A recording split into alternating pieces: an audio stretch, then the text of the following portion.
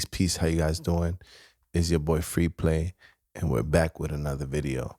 So I quickly wanted to make another video just to answer one of the questions that I got on my last video, which was to talk a little bit more about my experience in the studio, the gear that I'm currently like in love with, or my creative process. And just to give you guys a little heads up, I've been like dressed up in the last couple of videos because um, my I work in the acting field, as I mentioned in a previous video. If you watch anything on this channel, so I'm just coming back from work, and this is how I like to dress up for work. Um, I'll talk more about that, but this channel is more audio related, so I'll stick to the main topics. In relation to the last video I put out, I put it up as a channel update. I did get a new camera, and I've been messing with learning how to use it because I was using my iPhone to film a lot of the content on this channel before. So now I'm trying to add more value, make the channel a little bit nicer, and basically invest in the channel. I got the SM7B for the channel, and I could talk about why I chose this mic and how industry standards, even though I don't believe there's any industry standards, but there are common, how do you say, like frequent actors or frequent players that you'll see in the field. This being one of them, obviously became very popular. I saw it coming, but you can't predict the future. But I've worked with this mic since the first internship in a studio that I did. So I have familiarity with the SM7 before it became the popular podcast mic and the mic that you see everybody that's influencer or content creator using it. To be honest, and again, not to pick any brands because I go by use case, I do think that the Electro Voice RE20 is a better microphone for my voice and for a lot of applications that deal with broadcast. But sometimes it's good to just go with the standard because it will automatically give results, and in the professional field appeal, right? So let's say if this channel grows into a podcast, which I don't see it happening, but you never know. Anything can happen. I just got a lot of things going on, but it will be easier to have a guest and have another SM7B, and the guest to feel like, oh, wow, this guy is professional. And some of what we do has to do with that. And that's exactly what I wanted to make this video about. The last video I made was very choppy. It was actually a very long video that I ended up cutting up and debated on whether to post it or not. But I hadn't posted or talked to you guys in a while. And I said, you know what? Let me just post it. And I trimmed it down to like 2 minutes from a 40 or 20-minute video of me talking about what was going on. I felt like I repeated a lot of things, and just overthinking led me to delete it.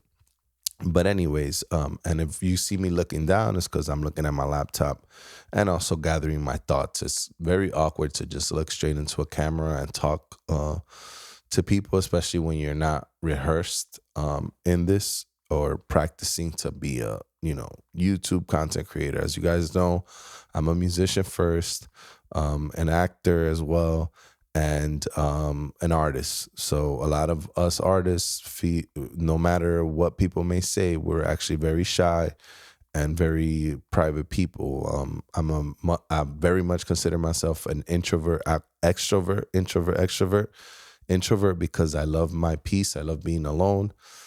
I don't have a big circle of friends, and an extrovert because when I am around my community, when I am around my people, I tend to open up, and I could be a social, butterfly, as they say. But anyway, that last video was horrible.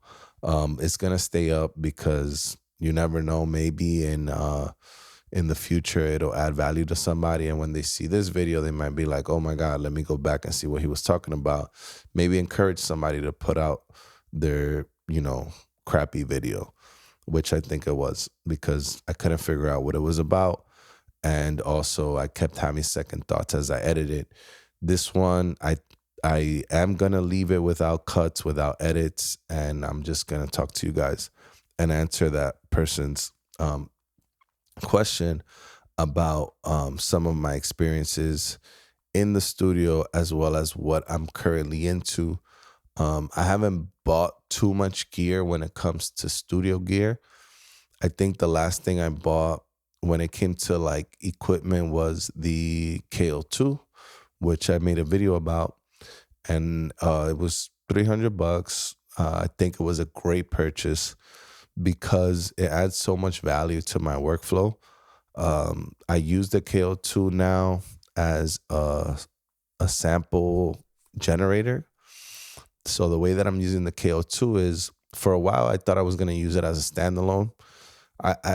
Just the way it looks, it reminds me of an MPC 2000 XL, which I have here to my right. And it has the same form factor, but it's a completely different animal, completely different machine. And I deleted all the samples that came with it, and I started sampling into it, tried to chop with it, and try to make a whole beat on the KO2. And it's fun to use it that way. But realistically, it wasn't adding to efficiency in my workflow. So recently, what I've been using it as is I reloaded all the factory samples. I'm sampling the drums into my MPC 2000 XL, and I'm using the MPC 2000 XL to create drum grooves with the kick, snare, and hi-hat samples that are in the KO2, which I think are pretty high quality and good samples. And it's a good way to start songwriting. So I'll just take a kick, a snare, and make a pattern in the 2000 XL with the samples from the KO2.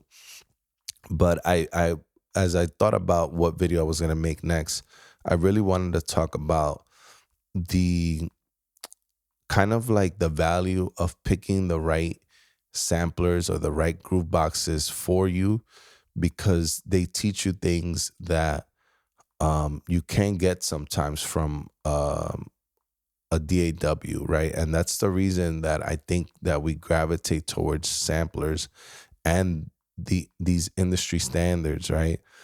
And again, I hate to use the term, but there's certain things that we commonly see in the field, right? And that's why we want them.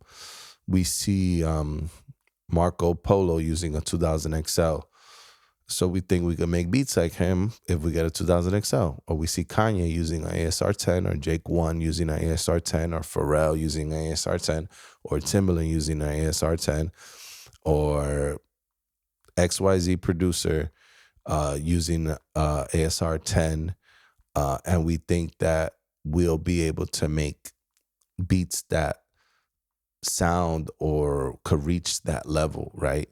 And I'm guilty of that myself. I remember working at Apple for a whole year to buy my ASR, and that was my whole point of getting that job. I mean, I went to college, graduated from college, had an office job, and decided after being furloughed from my job that I would go into music full time and not take a full-time job. I would work retail. I would do whatever I had to do, no matter if it was below my pay grade, because I was a person holding a bachelor's. I could easily go get an office job, but it would take away time and energy from my music. So I decided to do whatever I could to become full-time into this. With my first job out of college, I was able to buy an iMac. And that kind of led into me getting Logic and feeling like a professional. Like, okay, if I learn this, it's just like learning the programs that I use for work. I just got to learn this, and I could be a professional producer. I could be a professional engineer. And then from there, I started learning about hardware. And I said, wait, if I want to be a good hip hop producer, I need to get an MPC. I need to get an ASR. When I got the MPC, the reason why I wanted an ASR was because I tried to sample melodic things or like a piano into the MPC. And I read in the forums and I realized the limitations of the MPC being more of a groove box or a drum sampler, or, they called it a MIDI production center, right? Before it was called the music, after it was called the music production center with the 1000 and the 2500, which I've owned both of those and sold them, as I mentioned on the channel. Um, I was like, this doesn't sound right to my ear when I sample one note. Why can't I just create a 61 key or 88 key piano sound? Then I used to go into the forums, which they're not really popular nowadays, but I go into the forum and they're like, okay, well, there's better samplers for that. There's Curse Wheel. There's I'm sorry, I feel like I have something in my eye. There's the Ensoniq ASR10, which is good at taking, a note and spreading it across the keyboard. And basically when the pitch algorithm in that sampler lends itself more to sampling instruments rather than just single shot drum sounds. And I couldn't wrap my head around that. I'm like, wait, this is like, they all do the same thing. But as you learn the technology back then, they don't. They don't all do the same thing in the same way. And that's kind of something that you learn by using your tools and then either growing into them or growing out of them into something else. And that's kind of been my approach with everything that I do with music. So, shout out to, I think it's GearTube, that he's always commenting on my videos and asking, where my creative decisions come from, what are my experiences in the studio. One of my first experiences was buying an MPC 2000 XL off of eBay, having screens on the lines and returning it, to later on getting gifted a MPC 2000 XL. Shout out Backpack.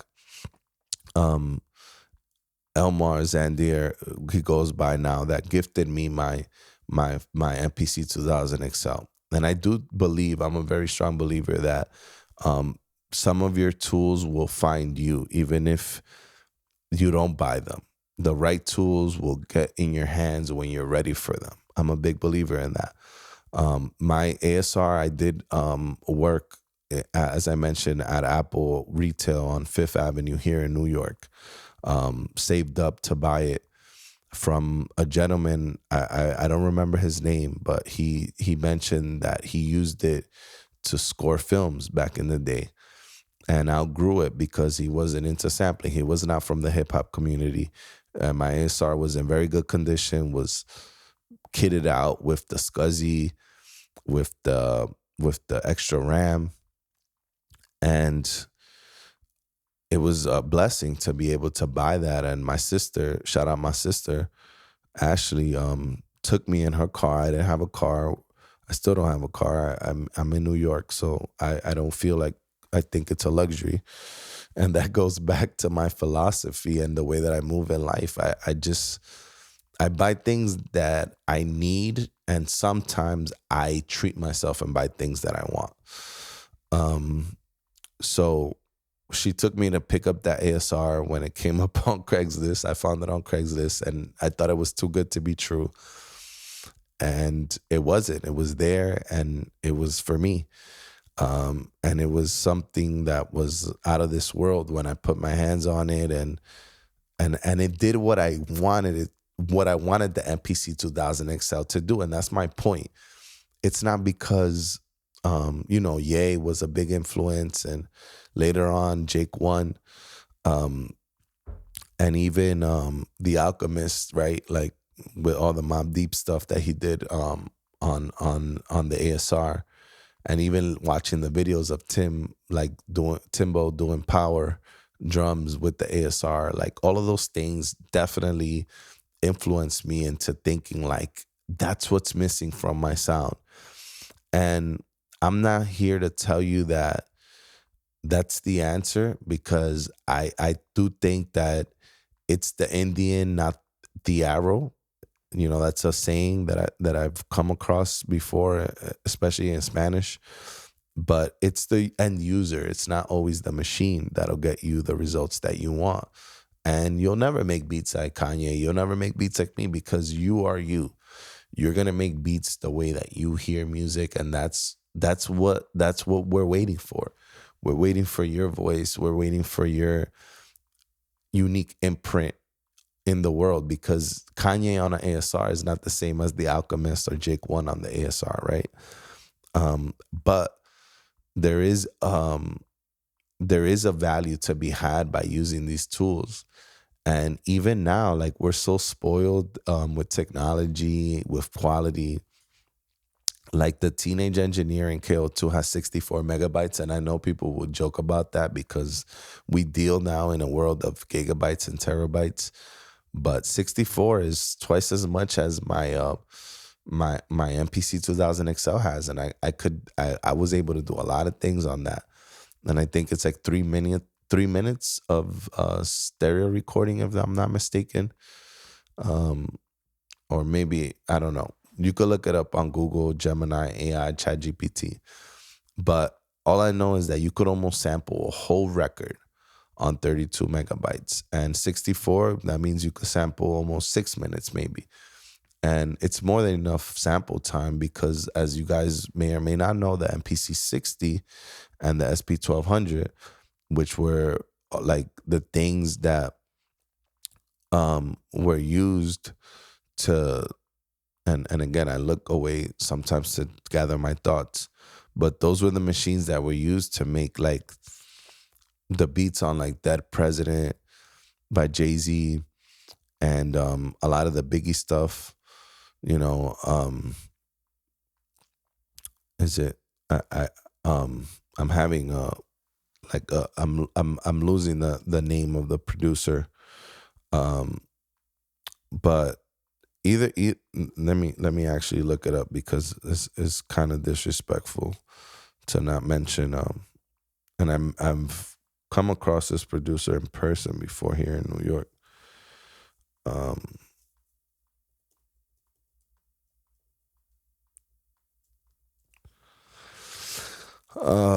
let's see, that's why I have my laptop now.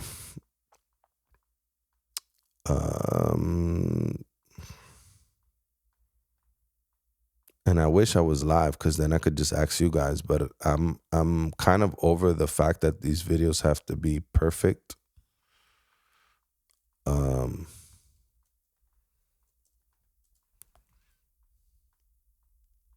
Easy Moby. Um, Shout out to my boy Fuego, who's a producer that and an engineer that shared a studio space with me and was working with Easy Moby.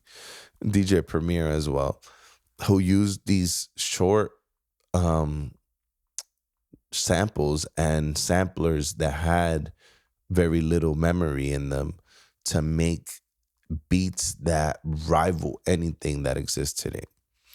And again, I'm just coming back from work. Shout out all the legends. These are the people that I looked up to, the music I grew up on, and that inspired me to even come near a sampler. So the fact that I forgot his name for a second does not take away from the fact that this person is bigger than I'll ever be.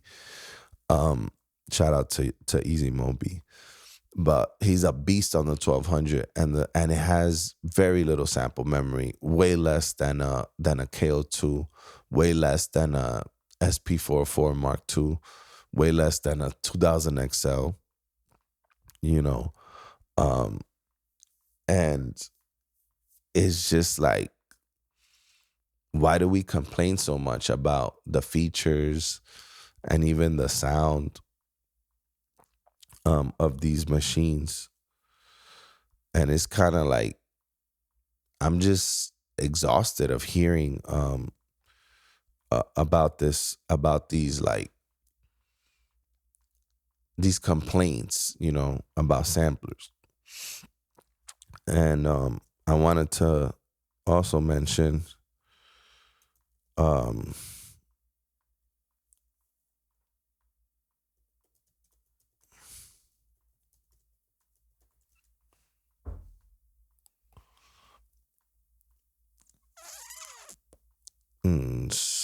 I might cut this part because I still have to look up P Rock.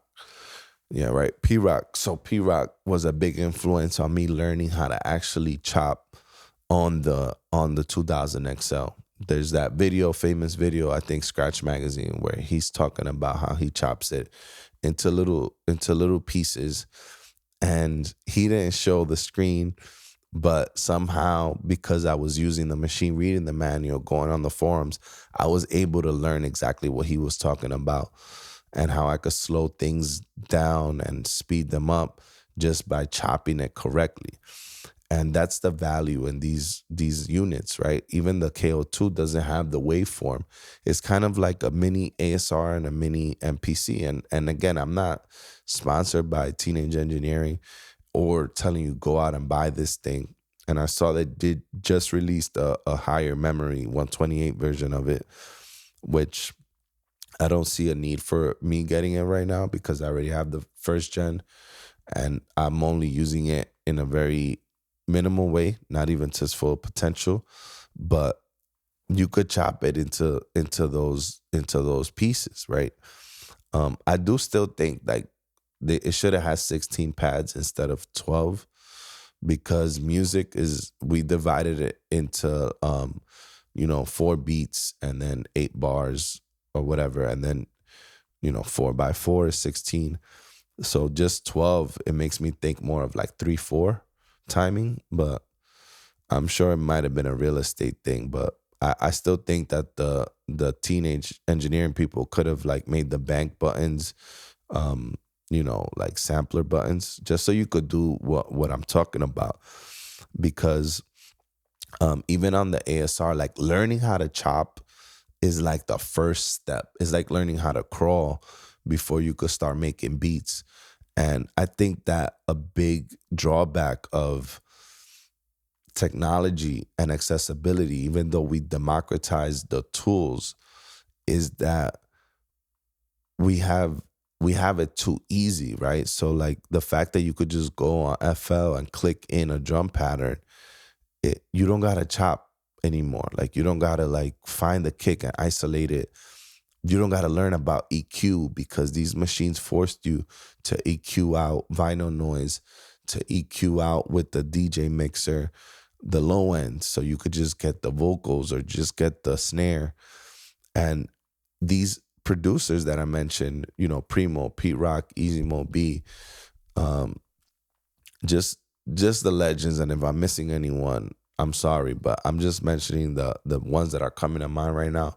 They used to use a turntable with a DJ mixer and put it into a sampler. And if you've done that before, if you've had the honor or the privilege or the luck to work with these vintage machines, you realize like they don't have EQ on them. I mean, the ASR does, and that's why I made it so powerful. But the MPC 2000 XL, unless you get the EB16 board on it, you don't have an EQ on it. So how are you gonna EQ out anything, right? You had to do it on the DJ mixer before it hit the XL with the 2000, right? Um, and that's what I learned. I was like, okay, well now I need this because I can't get a clean sample. I just broke my turntable, so I haven't even been able to sample vinyl. But if you sample directly from vinyl instead of from YouTube, you start to realize the challenges. And the challenges that these machines bring is what makes you grow as an engineer and as a producer, because when you try to solve that challenge, you find another machine that could help you. You find a DJ mixer that has an EQ, or you're like, oh wait, my mixer has an EQ. I could just cut the lows and make it sound like the bass ain't there or the kick isn't there. And I think that's what's being taken away from us, because now if you get an MPC one or the new MPC, whatever they're up to right now, it has everything. You have an EQ, you have a bit crusher, you have a reverb, you have compression, you have a saturator. FL, any DAW has every effect that you could think of, but we don't even know to use the things that are stock in the DAW. We're like buying Fab Filter And shout out Fab Filter, like that shit sounds amazing. But the Logic EQ sounds great. But no, but you see somebody using it online and you're like, oh, I need the Fab Filter. So you go drop $140 or whatever it costs instead of like just learning what's already there. And I think that's the lesson there, right? Like our heroes or the people that pioneered this shit for us, they were learning with what was already around them. They were DJs first. So they're like, I'm gonna just take my mixer and EQ it out. They weren't going to like buy a SSL board to they bought a Mackie or they had a Mackie because they were doing live sounds at parties in the Bronx, and they were using whatever they had to make what we look up to today. And yet when we get one machine, we're like, nah, satisfied. And I'm guilty of it myself sometimes, right?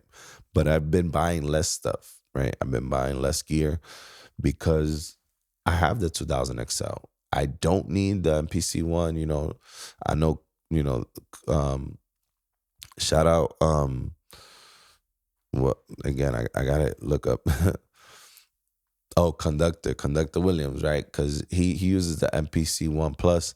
He came from the XL, but he needs to be efficient, right? He's doing all the Griselda records, and he's heavily booked. I'm not saying I'm not. I mean, I'm not as he is. Maybe I don't need to put out as many beats because is come to be more of like I do what I I do what like I'm invested in, right? And like my goal isn't to just like spit out beats, and I'm not working with a team of great artists like he is to have that kind of output and fast workflow. I'd rather slow down. And you guys might have seen from my creative process video, I enjoy the slow process. I enjoy the search, and I enjoy the workflow that these machines bring me. But yeah, like my point being is like I don't need to go out and buy a MPC one. Um like I don't think it's expensive. It might be for some, and God forgive me if I'm, putting anyone down, but 699 is not a crazy price. Um but I have a ASR, I have a MPC 2000, I have a MacBook Pro with Logic, Ableton, FL on it, all paid for and bought, which combined is like the price of um the new MPC XL or whatever, like the big one that came out. I don't have space for it in my studio, and that would just it will make me make great music, but I don't feel like there's anything I could do on that I couldn't already do on the things that I have. Learn them more, love them more, and dive deeper into them. Um, so as far as new things that I bought, to answer that question, long-winded answer, but I've been buying some guitar pedals, mainly some Boss pedals. I had other types of pedals before when I had my studio, which I closed down. I could talk about that too. Um, it happened during the pandemic, and just a big backstory to that. But I sold a lot of pedals that I had, and now rebought some pedals. Um, an old Ibanez vintage pedal that I've always liked for the chorus sound on it. I could talk about that. But yeah, like I made a string of purchases on guitar pedals because I started playing my guitar more. Since I was doing more acting stuff, I didn't have time to make beats or make songs. So I would come home and I want to play my guitar, and I wanted to play it through effects pedals. So that's something that I bought. And I recently bought Logic Pro um, X. Like I had it on another computer, but I think I got it with when I worked at Apple. I had it for free. I couldn't figure out how to put it on my laptop. It's $200, so I bought it.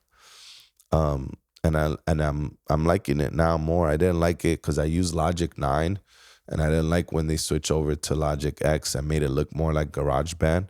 I like the old clinical, like more industrial look of Logic Pro 9, and I was very stubborn to move into Logic X, and now I'm on 11 and 12 came out, which I haven't downloaded yet. And that's another thing. Like a lot of producers and a lot of people in the industry, any industry, you'll realize that they stick to the things that they know, and that's what makes them better at it. Because now, with I think 10 years or even more of owning the 2000 XL and almost 10 or 12 years of owning the ASR 10, they're like second nature to me. I know what every button means. I know what every function does. I know where every menu dive takes me. And I can't say the same thing for this new version of Logic. I can't say the same thing even for FL or Ableton. But those machines, I know them like almost like the back of my hand. I could operate the ASR 10 in the dark and the MPC 2000 XL in the dark without reading what the buttons do. And I've seen other people do it, right? Like their buttons get messed up or like the print, and they still know how to move around. And that's why people love these machines. And I think like even the SP44 Mark II, it has so many sub menus. The new MPCs have so many options that it's hard to get muscle memory on these machines. And if a new one comes out and you buy the new one, it's hard to become fast on that. And creativity comes, full creativity comes, I believe, when you master your tools. You put in those 10,000 hours and 10,000 hours, right? That's what I said. But and then it becomes second nature and the machines get out of the way and you're in a flow state. That's where you want to get with anything. Even with these videos, I want to just talk. I don't want to worry about editing later. I want to just get my thoughts out. And hopefully that's what brought you to the channel, is that things are organic and they're not cut up and fucked up like the last video that I put up. But yeah, I think I'm gonna end it there. I got a little excited. I'm a little out of it. I had a 12-hour work day today, and it's 1:30 a.m.